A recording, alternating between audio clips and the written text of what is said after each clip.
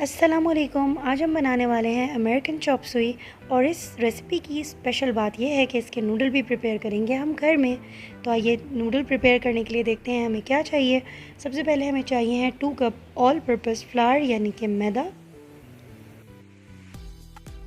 मैदे के अंदर हम ऐड करेंगे नमक, तो हम लेंगे 1 टीस्पून सॉल्ट। ठीक है। साथ ही इसके अंदर जाएगा वेजिटेबल ऑयल। हम लेंगे 2 टेबल स्पून ऑयल। कोई सा भी वेजिटेबल ऑयल आप ले सकते हैं, कोई इशू नहीं है, बस आपने लेना है 2 टेबल स्पून। ऑयल के बाद हम इसमें ऐड करेंगे अंडे हमें लेने हैं 2 अदद। क्रैक करके आप इसमें डाल लीजिए। पानी ऐड करके गूंदने से पहले हम क्या करेंगे, हम अपने हाथ की मदद से अच्छे तरीके से सारे इंग्रेडिएंट्स को मिक्स कर लेंगे। इससे क्या होगा, बहुत ही अच्छा फ्लेवर आएगा आपके नूडल्स का। इसके बाद हम क्या करेंगे, हम इसको गूंदना स्टार्ट करेंगे। हमने तकरीबन 1/4 कप के करीब पानी लिया है, लेकिन हम थोड़ा थोड़ा करके पोर करेंगे। और हमें इस तरह से गूंदना है कि ये बहुत ज़्यादा सॉफ्ट भी ना हो और बिल्कुल हार्ड भी ना हो, बहुत मीडियम इसका टेक्सचर हो। अच्छा, पानी हम सारा एक साथ डाल के कभी भी नहीं गूंदते हैं, ये बात हमेशा याद रखें कि थोड़ा थोड़ा पानी ऐड करेंगे।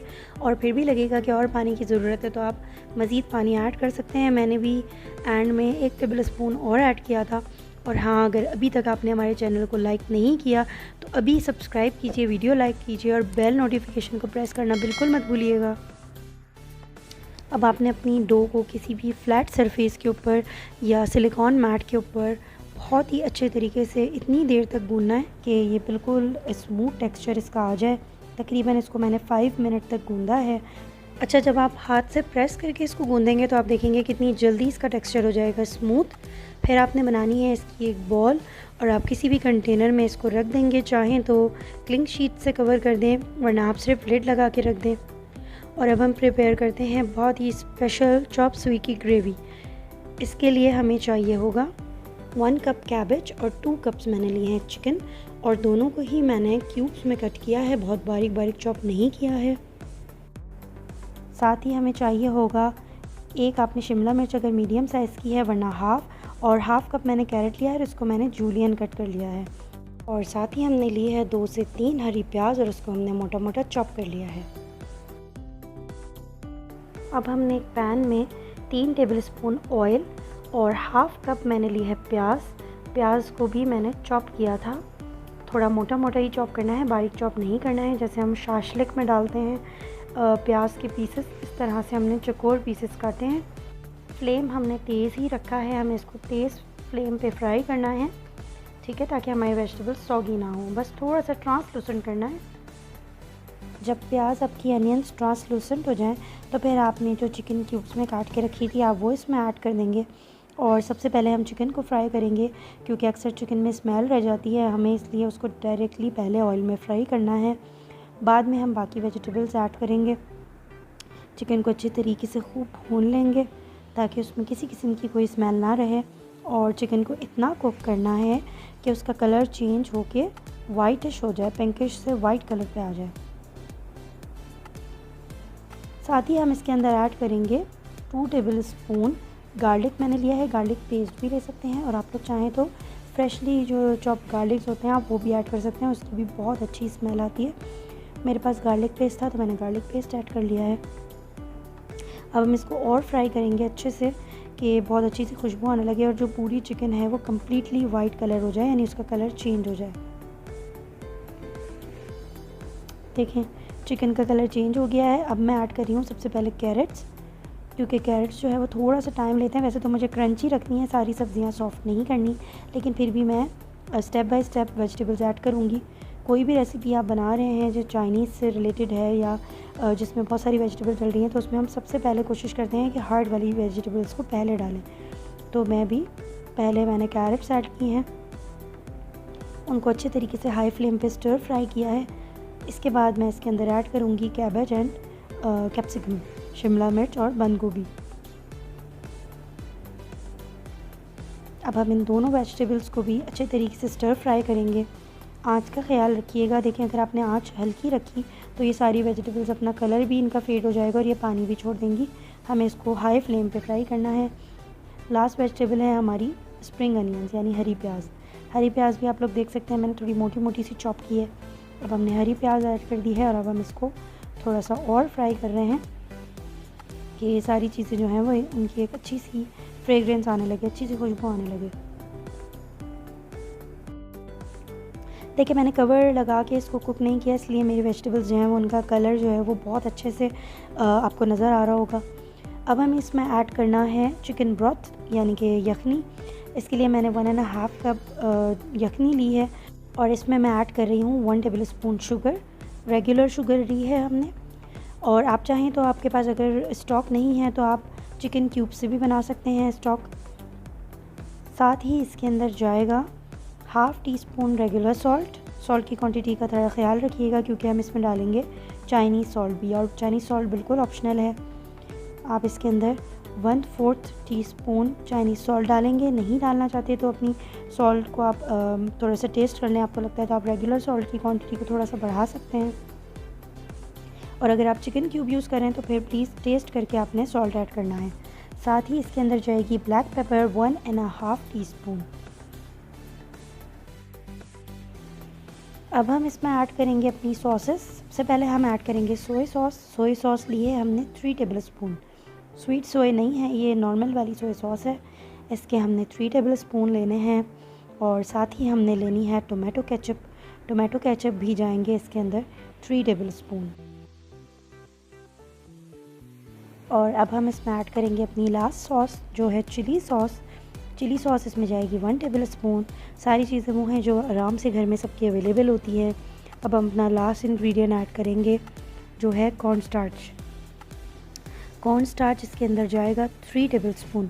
देखिए हमारी क्वांटिटीज़ जो है उनका बड़ा अच्छा सा रेशो था। केचप, सोया सॉस और कॉर्न स्टार्च ऑलमोस्ट सेम थी, 3 टेबल स्पून ईच। ठीक है, तो आपने इसमें कॉर्न स्टार्च ऐड करके और इसको फिर बहुत अच्छे तरीके से मिक्स करना है, क्योंकि आपको पता होगा कि कॉर्न स्टार्च ऐड करने से अक्सर लम्स प्रोड्यूस होने लगते हैं और इससे हमें बचना है। तो हम इसे बहुत अच्छे से स्टर करेंगे और इससे पहले कि हम इसे वेजिटेबल्स में ऐड करें हम इसको अच्छी तरीके से डाइल्यूट कर लेंगे। अब हमने जो अपनी स्टर फ्राई की हैं वेजिटेबल्स उसके अंदर हमने ऐड किया है ये प्रिपेयर्ड मिक्सचर, और बस हाई फ्लेम पे हमें इसे फ्यू मिनट्स के लिए पकाना है, ज़्यादा नहीं पकाना है और ढक के नहीं बनाना है। ठीक है, इसकी हमें कोई बहुत ज़्यादा थिक कंसिस्टेंसी नहीं करनी है, बस आपको इतनी देर कुक करना है कि थोड़ा सा इसका कलर एक तो चेंज हो जाए, जो वाइटिश सा कलर है वो ज़रा सा ब्राउनिश हो जाए जो सॉस है, और हल्की सी थिक हो जाए, ज़्यादा थिक हमें नहीं चाहिए है। तो हम अपनी जो वेजिटेबल्स हैं उनको अच्छे से स्टर कर रहे हैं ताकि जो सारे अच्छा सा टेस्ट एक है वो डेवलप हो जाए।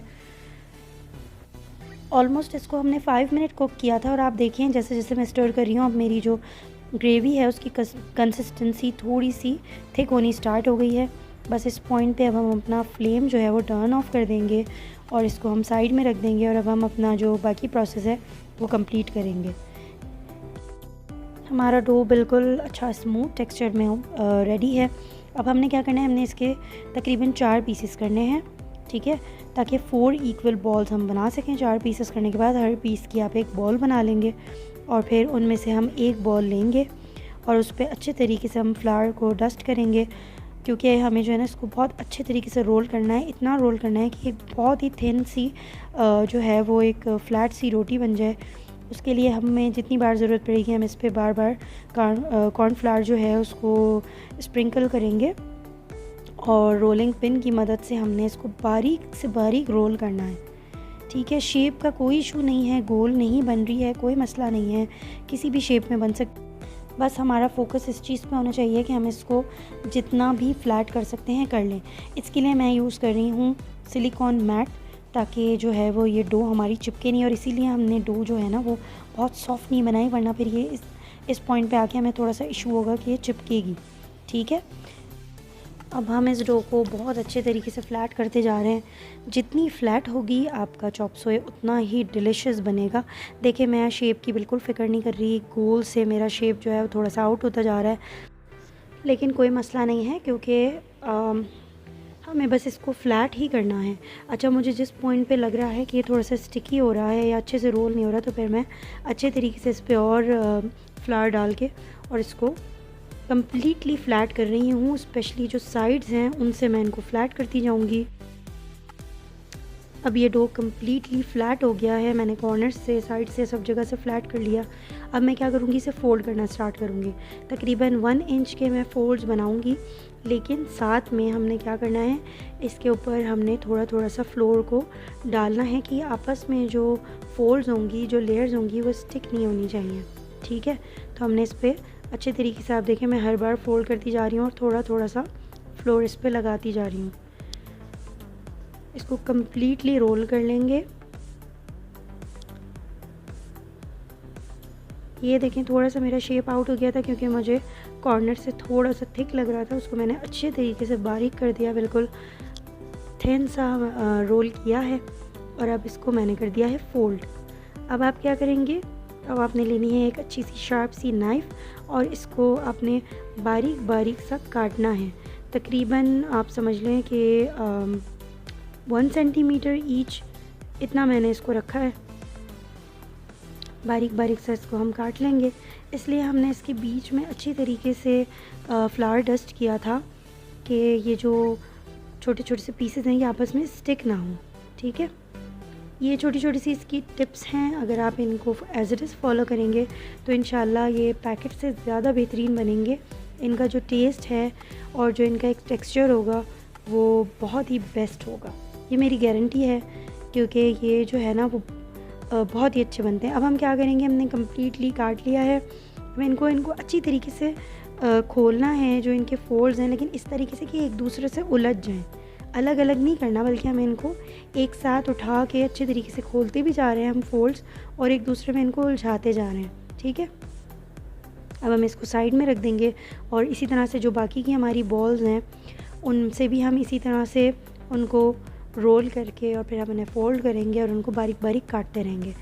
अब हमने क्या करना है, थोड़े से नूडल्स लेने हैं और उसको हाई फ्लेम पे फ्राई करना है। ऑयल हमने अच्छे से गर्म कर लिया था और इसको हाई फ्लेम पे हमने फ्राई करना है। बहुत ही अच्छे, बहुत ही मज़ेदार क्रिस्पी बनते हैं ये। इनको हम नूडल्स को इतनी देर फ्राई करना है कि कलर जो है ना वो थोड़ा सा ब्राउन, जैसे नमक पा रहे होते हैं इस तरह का इनका कलर आए, थोड़ा सा ब्राउनिश सा कलर। ये देखें कितना बेहतरीन कलर आ गया है। इसी तरह से हम अपने बाकी सारे जो नूडल्स हैं उनको बारी बारी करके फ्राई कर लेंगे और उसके बाद जो हमने सॉस प्रिपेयर की है, वेजिटेबल चिकन सॉस, इसके साथ आप इसको सर्व करेंगे। बहुत ही मज़ेदार। आप चाहें तो बिल्कुल टाइम टू टाइम इनको सर्व करें ताकि ये सॉगी ना हो। और अमेरिकन चॉप सोए है तो इसलिए हम इसको सर्व करेंगे विद अ फ्राइड एग। ये रेसिपी ट्राई ज़रूर कीजिएगा और पसंद आई हो तो लाइक करना ना भूलिएगा। अल्लाह हाफ़िज़।